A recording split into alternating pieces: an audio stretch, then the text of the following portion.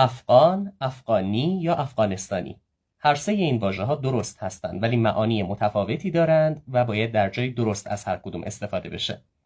واژه افغان یا اوغان نام یک قوم هست که اون رو با نام قوم پشتون هم میشناسیم و عمدتاً در جنوب این سرزمین زندگی میکند. اما واژه افغان معرف همه شهروندان این سرزمین نیست، چون در این کشور فقط قوم پشتون زندگی نمی‌کنند.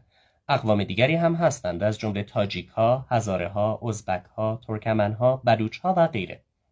بنابراین بهتر از واژه افغان فقط برای قوم پشتون استفاده بشه و به دیگر شهروندان این سرزمین بگیم افغانستانی، یعنی اهل کشور افغانستان. حالا میتونن از هر قومی باشن یا با نام قوم خودشون صداشون کنیم: تاجیک، هزاره، ازبک، ترکمن، بلوچ و غیره.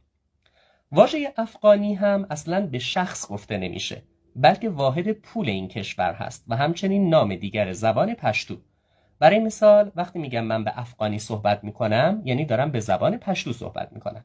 یا یک آهنگ افغانی شنیدم یعنی به یک آهنگی که به زبان پشتو خونده شده گوش کردم.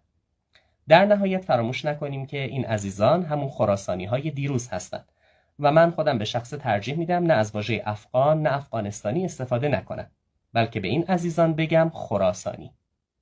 تیغ استعمار ما را از وسط دو نیم کرد، اصفهان و کابل و کولاب را تقسیم کرد. زیر نام دین روی دستمان شمشیر ماند، اختلاف مذهبی را بیشتر تأمین کرد. از پس دیوارها گفتم من و تو ماستیم، مشت‌هایی را نثارم بهر این تصمیم کرد.